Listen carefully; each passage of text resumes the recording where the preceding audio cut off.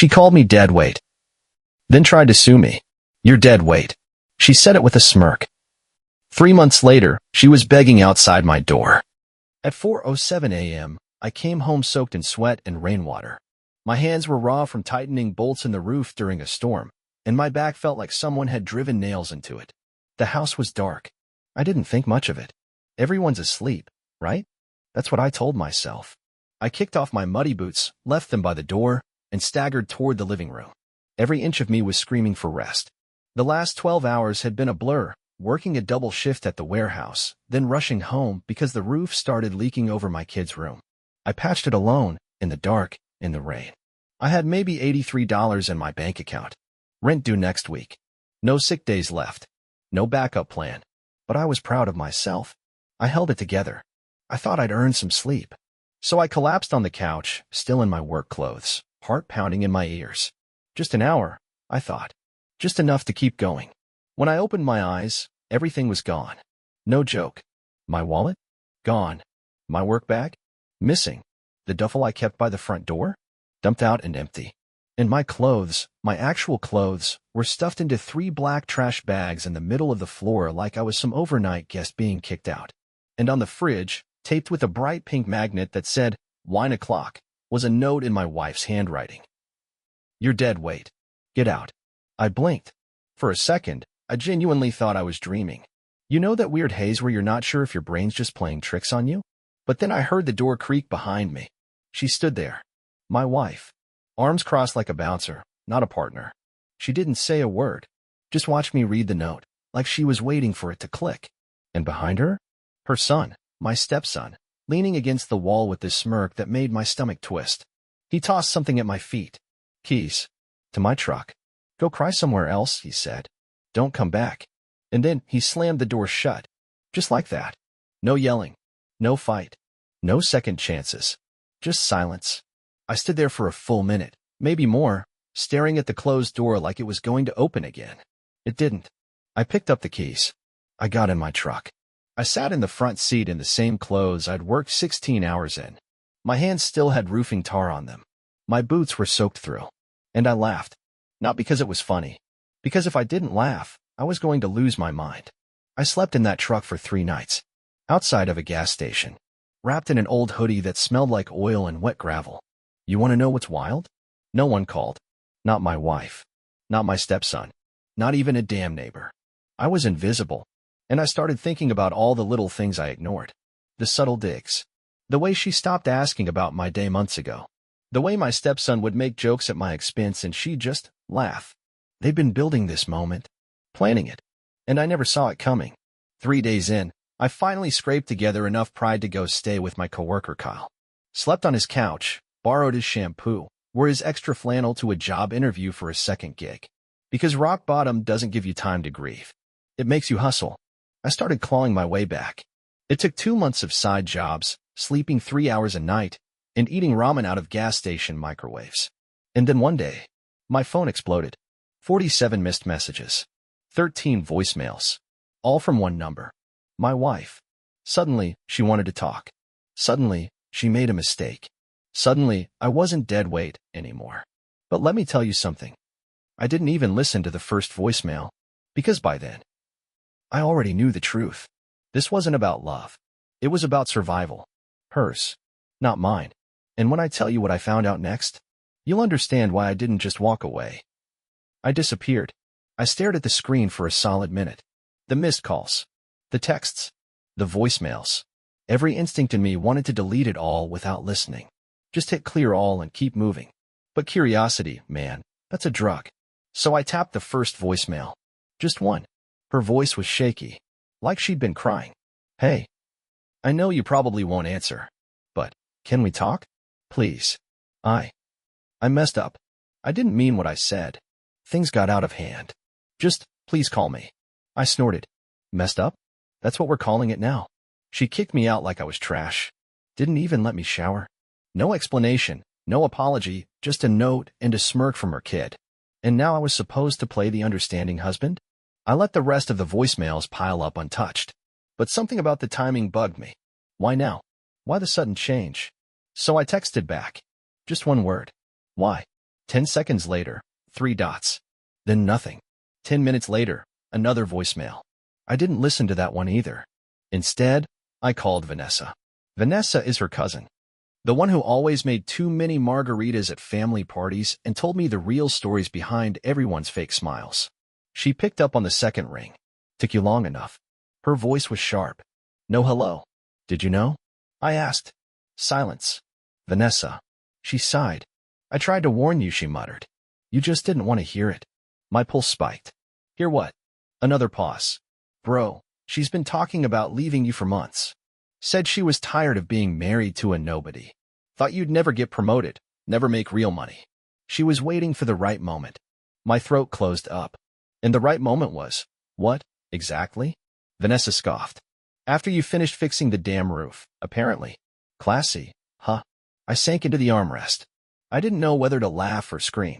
I'd killed myself trying to keep our home together. Literally. I'd skip meals so she and her son could eat better. I worked overtime every week. I never complained. But apparently, I wasn't enough. Not flashy enough. Not rich enough. Not useful enough. Vanessa's voice softened. She's freaking out now because the guy she left you for? He ghosted her. I sat up. What? Oh yeah. That real estate dude? The one with the big truck and fake Rolex? Yeah, he dipped. Deleted his socials. Blocked her number. She thought she was upgrading. Turns out, she was just a side piece. A cold, bitter laugh slipped out of me. She left me thinking she had something better lined up. She bet on someone else. And lost. Now here I was, broke, exhausted, and sleeping on a borrowed couch. But I'd never felt so free. Because now I knew. This wasn't love. It never was. It was survival. For her. Security. Stability. Someone to carry the weight while she complained she was tired. Vanessa kept talking, but I barely heard her. My brain was spinning. Everything started making sense. The way she suddenly stopped packing me lunches. The way her son started accidentally locking me out of the Wi-Fi. The weird text she used to get late at night. I'd been sleeping next to a woman who was already planning her exit. And now she wanted to come back. But not because she missed me. Because her backup plan bailed. And here's the part that really got me. Vanessa hesitated, then said, you should probably know something else. What now? She's been telling people you hit her. I went ice cold. Excuse me. She said you got aggressive. That she kicked you out to protect herself and her son. My heart stopped. What the hell? That never happened. I know it didn't, she cut in. Everyone who knows you knows that. But she's laying it on thick. Trying to cover her tracks. Make you look like the villain before the truth gets out. My head was spinning. I'd been lied to. Humiliated. Used. And now? Now she was trying to destroy my reputation just in case people started asking questions. My hands were shaking. Not from sadness. From rage. I wanted to burn everything down. But I didn't. Because the old me would have tried to fight it. To defend myself. To fix it. But I learned something in that truck. You don't argue with people who throw dirt on your name. You let them choke on the dust when the wind changes. And trust me. The wind was starting to change. I didn't respond to her calls. Not one. Not after what Vanessa told me. I let her keep digging. Because when someone's already halfway into a grave of their own making, you don't pull them out. You hand them the shovel. And she? She was digging fast. The next day, I went back to work. Same warehouse. Same aching joints. Same broken coffee machine. But something had changed. Me. I wasn't dragging my feet anymore. I wasn't checking my phone every 5 minutes hoping for some magical fix. I was done being her backup plan. And guess what? Turns out when you stop giving a damn about people who drain you, you start noticing everything else. Like how my supervisor, Carlos, had been watching me. Not in a creepy way. In a what else can I put on this guy's plate kind of way. He pulled me aside during lunch. You good? He asked, eyebrows raised. I shrugged. Better than ever. He gave a slow nod. You ever thought about management? Training roles opening up next month. Pays more. Less lifting. But more leadership. I blinked. This job had never felt like a career. Just something I did to survive. Why me? Carlos chuckled. Because you show up when others don't. You work like your life depends on it. Because it did, I almost said. But I just nodded. Yeah, I said. I'm interested. And right there, something clicked. My life wasn't falling apart. It was falling away. All the dead weight, all the lies, all the fake love. It was being stripped clean. And beneath it, I was still standing. Later that night, I finally opened one of her texts. Please. I know I messed up. I just want to talk. It's not what you think. Oh, it was exactly what I thought. But I didn't reply. Instead, I sent one message to Vanessa. If she tries anything legal, I want witnesses ready. Screenshots. Messages. Everything. Vanessa didn't even hesitate. Already saved. Already backed up. I'm not letting her ruin you. I almost cried when I read that. Because for the first time in this entire mess, someone had my back. Someone who saw what was really happening. Not because they had to. Not because they wanted something. But because it was right. And here's the twist no one saw coming. That night, I got a DM. From her ex. Yeah. The real estate guy. The one she was cheating with. I didn't even know his name until I saw it in the request folder. Jason_M. The message? Hey. You don't know me, but I think we need to talk. I didn't know she was married. I stared at it for a full minute. Then I tapped, accept, go on. And what he sent next broke the last fragile piece of sympathy I had for her. Screenshots, voice notes, photos. She hadn't just been planning to leave me. She'd framed me in advance. Told Jason I was abusive. Told him she was trapped. Said I'd lose it if she left suddenly. Said if she could just make it look like I left on my own. She could take the house, the savings, even the truck. The truck I bought with my money. The same one I was sleeping in. She wanted it all. And she almost got it. Jason's last message? I feel sick. I ended it the second I found out. She's dangerous, man. Be careful. I replied only once. Thanks for the truth. Then I blocked him. Because I didn't need a new friend. I needed a plan. And for once, I wasn't rushing to fix things. I was going to wait. Quiet. Patient. Because people like her? They don't implode right away. They unravel. And I was going to be there, watching every stitch fall apart. One thread at a time. By the end of the week, she went full PR mode. I knew she would. Women like her don't just lose. They perform. It started on Facebook. A long, dramatic post. One of those vague, I'm healing through hard times, essays littered with fake humility and manipulative half-truths. Sometimes we make choices we regret. Sometimes we believe in people who turn out to be different behind closed doors. I just want peace. I just want what's best for my son. She ended it with a photo of her and her kid, holding hands in front of a sunset. Gag. But I didn't comment. Didn't react. Didn't even breathe near it. Because here's the thing about liars. The more space you give them, the more rope they use to hang themselves. 2 days later, she went even further. Instagram story. Her crying softly in her car, mascara perfectly smudged. Voice cracking just enough to sound authentic. I gave everything. And now I'm starting over from scratch. But I believe in karma. Karma? Oh, honey. It's on its way. I wasn't going to say anything. But Vanessa? She had other ideas.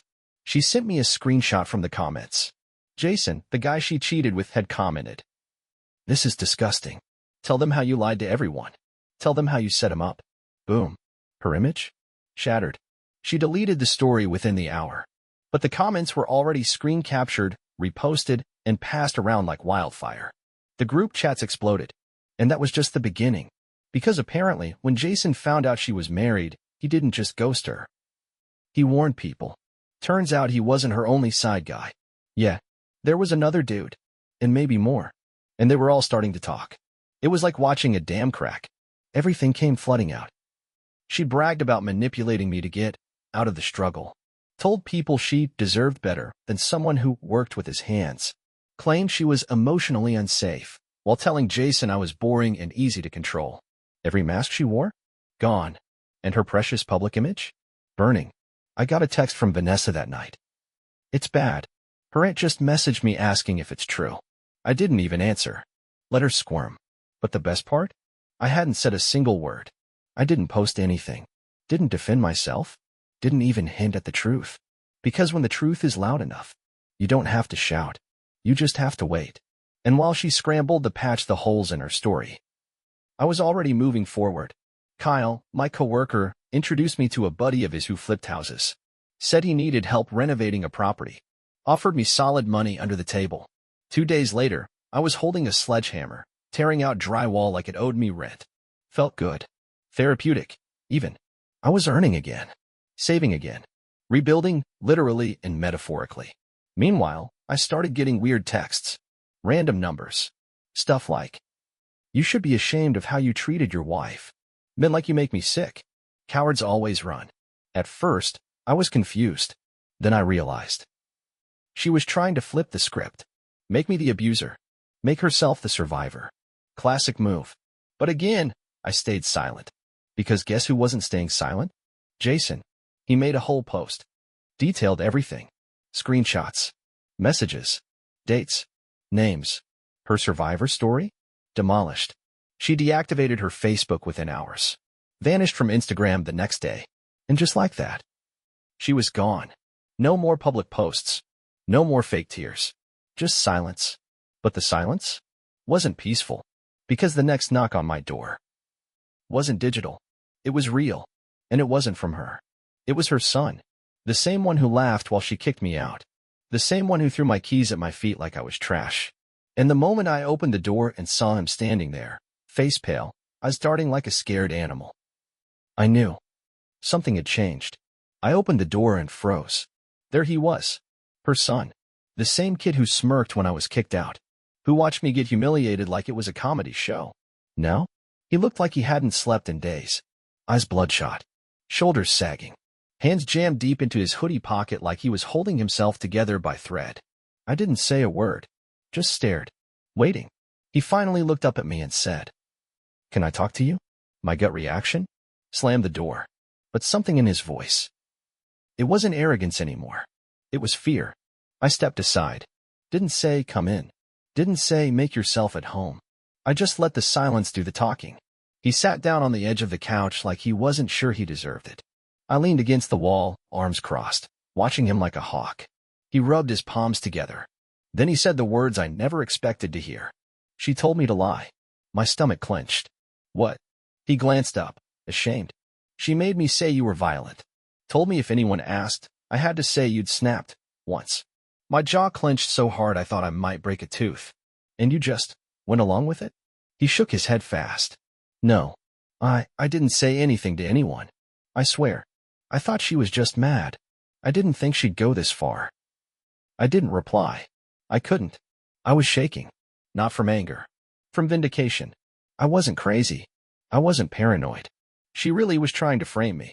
And the only reason she didn't succeed was because this kid, this smug little punk who used to roll his eyes at everything I said, froze. Didn't lie. Didn't confirm her story. Just stayed quiet.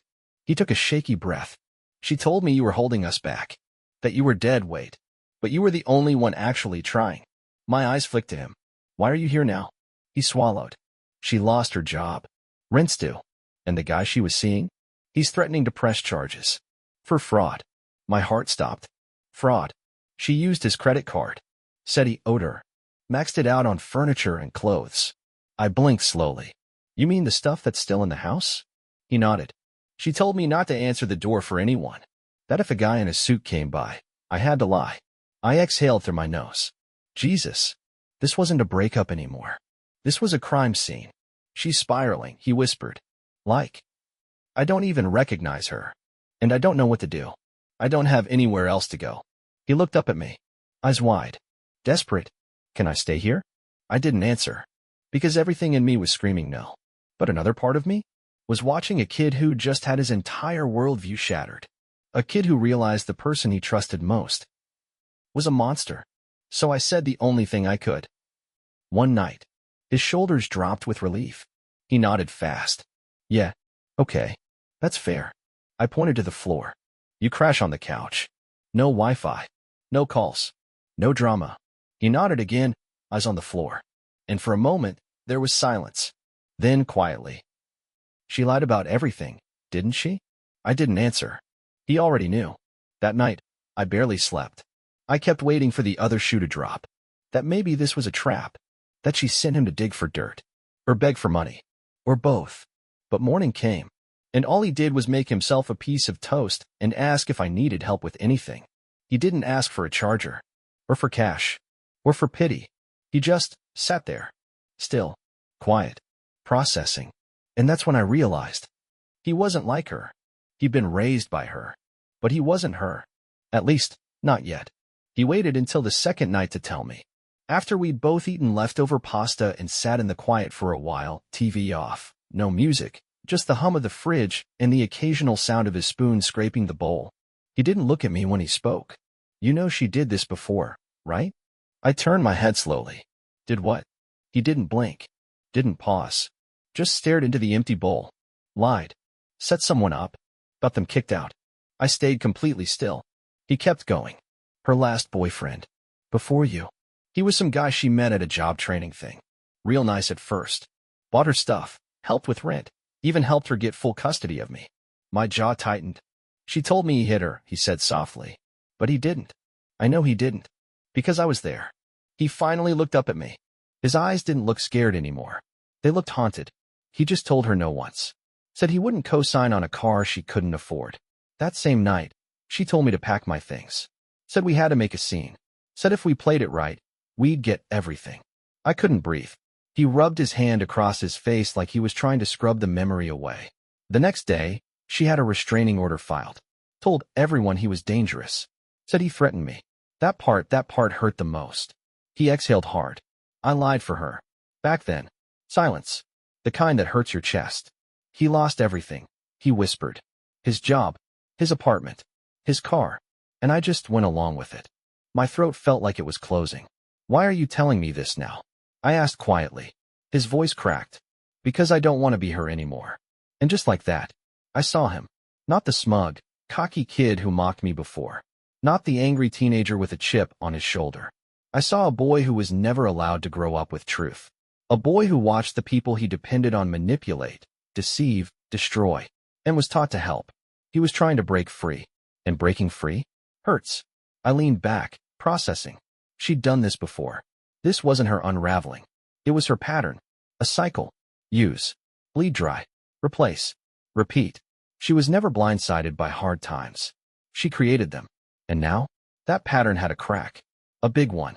Because the only person who ever protected her lies from the inside was sitting in my living room, confessing. You didn't deserve it, he mumbled. Any of it. I nodded slowly. No, I didn't. He swallowed. I want to make it right. That made me pause. How? He looked up. Tell the truth. To whoever needs to hear it. Court, police, whatever. And right there, that was the twist I never expected. I thought the kid was just another pawn. But he wasn't. He was the key. We spent the next 3 days building a case. Not in some grand, movie-style courtroom drama way.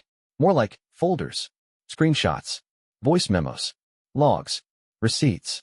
And his story, written in his own words. Honest. Raw. No sugarcoating. He gave me everything. The night she kicked me out, she told him, just stay quiet. I need this to look clean. The cheating? He saw the texts. Heard her laugh when Jason sent money, thinking it was for rent. The abuse. Never happened. And he swore to it. But the most chilling part? She said one time, you think he'll fight back? Nah. He's too proud. He'll walk away before he makes noise. That's the kind I look for. She targeted me. Because I wouldn't fight. Wouldn't beg. Wouldn't scream. I'd just disappear. That was her insurance plan. Keep the truth quiet by picking men who wouldn't talk. But not this time. I took it all to a lawyer Vanessa recommended. Free consultation, no promises. He was an older guy. Sharp eyes. Didn't say much at first. Just flipped through the pages, nodding, tapping his pen against his chin. Then finally, he looked up. How loud do you want this to get? I blinked. What? You've got enough for civil damages. Possibly criminal fraud. But if we go loud, she'll retaliate. Hard. I thought about it. Thought about my job. My peace. My future. And then I said the thing I never thought I'd say. I don't want to destroy her. I just want her to stop lying. He gave a small nod. In that case, we let her destroy herself. You stay quiet. We just prepare. So that's what we did. While she scrambled to rebuild her image, I was building a timeline. While she tried guilt-tripping family members into taking her side, I was collecting witnesses. While she posted about new beginnings, I was sitting with her own son, printing evidence that would wipe the smile off her face in one sentence. And then it happened. The eviction notice. Not for me, for her. Turns out, Jason hadn't just ghosted her. He'd filed charges. Fraud. Theft. Identity misuse. And the credit card company? They were siding with him. She was going to owe every penny. And without proof of income, her landlord didn't want drama. 30 days to vacate. Vanessa sent me the screenshot of the notice taped to her door. She's spiraling. Screamed at the mailman yesterday. Neighbor told me she threw a chair at the wall. I didn't even smile. Because at that point, it wasn't satisfying anymore. It was just sad. She had the chance to walk away clean. Instead, she tried to torch me on her way out and lit her own fuse. But the part that really broke something inside me was when her son, this kid, asked me a question I didn't see coming. If she goes to jail, can I stay with you? Silence. He didn't say it like he was asking for a favor. He said it like he didn't know where else he'd go. And that's when I realized. He wasn't my enemy. He never was. He was a casualty. Collateral. Just like I was. So I looked him in the eye. We'll figure it out. She waited until the 29th day of the eviction notice to make her final move. Desperation has a smell. And hers stank through the phone line. It started at 2:13 a.m. I was asleep on the couch. Her son was knocked out in the spare room. Hoodie pulled over his head like he was trying to disappear. My phone buzzed once. Then again. Then again. By the time I checked it, I had 14 missed calls, 9 voicemails, and 3 blocked number attempts. I didn't open a single one, but I played the most recent voicemail on speaker. Just once. Her voice was shaky, but not like before. This wasn't heartbreak. This was fear. You don't understand. I have nothing. I can't breathe. I can't. I just need someone to talk to. Please. You know I didn't mean all of it. Please just answer. I need you. I let it play until the end, then deleted it. Because I knew what this was. Not remorse.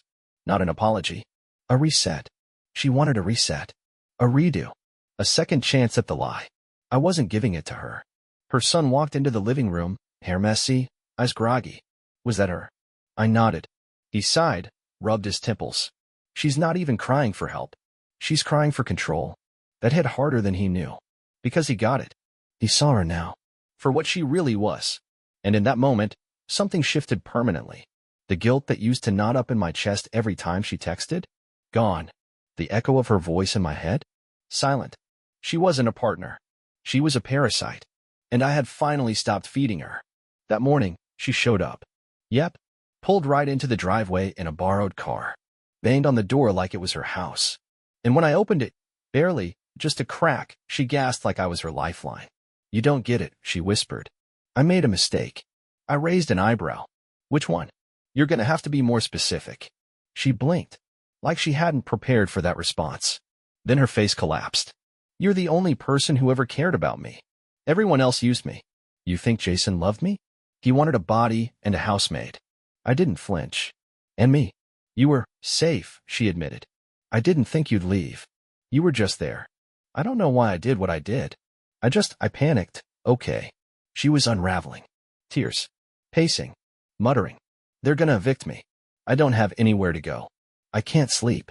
I can't breathe without feeling like I'm drowning. Then she stepped closer. Too close. Can I just come inside? Just for a minute. I looked her dead in the eye. No. The door stayed half open. But my heart?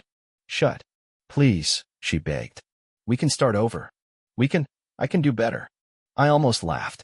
Start over? You burned everything to the ground. And now you want to sit in the ashes like it's a picnic. Her lip trembled. And then, finally, the truth. I didn't think you'd ever fight back. There it was. The real confession. She didn't believe I had it in me. She picked me because I was steady, quiet, prideful. She thought silence meant weakness. But silence? Silence is control. And I had all of it now. You're right, I said. I didn't fight back. I moved on. She stared at me like I'd stabbed her. But I didn't flinch. Didn't blink. Didn't fold. You lied. You cheated. You weaponized your kid. And when it didn't go your way, you tried to play victim. But no one's coming, Sarah. Not Jason. Not your friends. Not your family. She was trembling now. You don't mean that. I stepped back. Good luck. And closed the door. Hard. She stood there for a full minute. I watched through the peephole. No calls. No yelling. Just silence. Then, finally, she walked away. Slow. Defeated. Gone. And inside? Her son was already packing for school. Didn't even ask what happened. Didn't need to. Because he already knew. The era of protecting her was over. 2 weeks. That's how long it took for everything to collapse. Her eviction went through. Neighbors said she left in the middle of the night, 3 trash bags, a suitcase, and a cracked mirror. No forwarding address. No teary goodbye. Just gone. For a while, it was quiet. Too quiet. The kind of calm that makes you suspicious. Then the letter came. A manila envelope. No return address. But I didn't need one. I could smell the desperation inside. It was a legal demand, thinly veiled as a request for financial review and spousal support. Basically, she wanted alimony. After lying, cheating, publicly humiliating me, kicking me out, framing me, and almost getting me arrested. She thought she could still cash out. I stared at the paper and laughed so hard I nearly choked. The irony? Beautiful. I handed the envelope to the same lawyer who'd been helping me behind the scenes.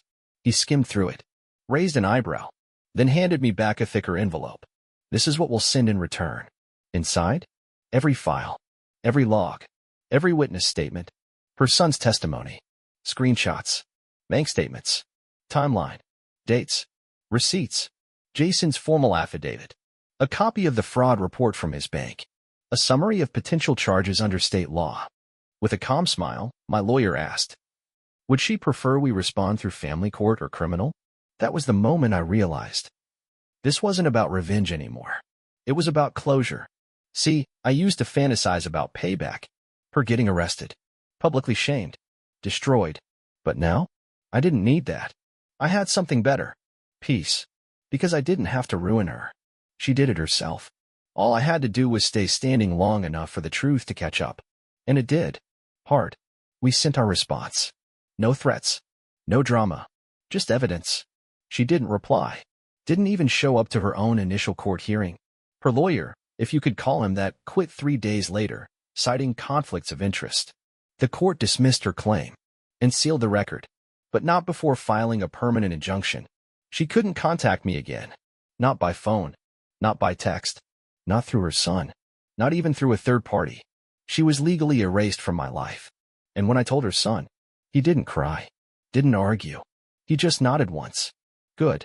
The day I got promoted at work, I got a new pair of boots. The steel-toe kind. Clean. Heavy. Solid. Symbolic. Carlos handed me the keys to the manager's office with a grin. From sleeping in a truck to this, huh? I smiled. Didn't sleep. I was resting. He laughed. And later that night, I found myself sitting on the porch of my new apartment. The real kind. No borrowed couch. No trash bags. No noise. Just me, my coffee, and the quiet hum of a life rebuilt. Then I got a text. From her son. Got into community college. Fall semester. Thanks for everything. I didn't say much. Just sent back. You did the work. I just gave you the space. But inside, I felt something I hadn't in a long time. Not pride. Not relief. Something deeper. Closure. Because she tried to destroy me. Tried to rewrite the story so I'd look like the villain. But in the end, I didn't have to fight. I just had to tell the truth and wait. 6 months. That's how long it's been since I shut the door on her for the last time. Since the call stopped. Since the legal nonsense got shut down cold. Since she finally learned what it means when someone like me, someone quiet, steady, safe, decides he's done. And let me tell you something. She never saw it coming. Not because I was weak, but because I was solid. And people like her, they only see value when they can control it, when they can use it. But when it stands on its own, when it doesn't flinch, when it stops picking up the phone, they panic, they beg, they collapse. I didn't collapse. I built. The new place is small, but it's mine. Every light bulb, every drawer, every piece of furniture, mine. No ghosts. No fake apologies. No one slamming doors to win arguments. Just me, a clean floor, and a calendar filled with days that don't start in survival mode. And the best part? That kid, her son, he's not a kid anymore. He got a job at a tech store. Started classes. Reads books now. Talks to me like a person. Not once has he asked about her. And I never bring her up. Because we both know the truth. She was the storm we survived. And we don't go chasing hurricanes. But I'd be lying if I said she stayed gone completely. Every now and then, someone tags me in a vague post she makes from some new burner account. The usual. Some people throw you away like garbage, then act like they're the victims. Or, it's funny how the people you love the most are the ones who destroy you. Same script. different stage. But no one's clapping anymore. She lost the audience. She lost control. She lost me. And once I was out of the picture, her story stopped making sense.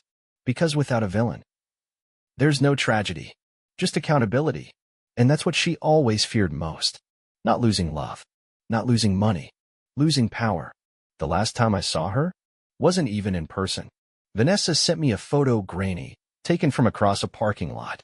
She was sitting on a curb, alone. No car, no audience, no spotlight. Just her, still trying to spin her version of the truth to anyone who'd listen. But here's the thing. Dead weight doesn't float. It sinks. Quietly. Eventually. And when it does, you don't dive in to save it. You keep swimming. And never look back. So no, I didn't get revenge. I didn't post her texts. Didn't shame her online. Didn't scream or rant or make a scene. I just kept going.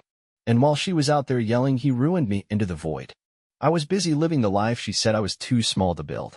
Now, she's the cautionary tale. And I'm the guy who walked out with nothing and came back with everything. Because you don't always win by fighting. Sometimes, you win by surviving. By standing tall. By staying silent while the lies collapse. By rebuilding brick by brick while they choke on the dust they kicked up. So to anyone out there feeling broken? Thrown out? Framed? Used? Let them call you dead weight. Let them laugh as they push you overboard. Just smile. Because dead weight doesn't float. But you do.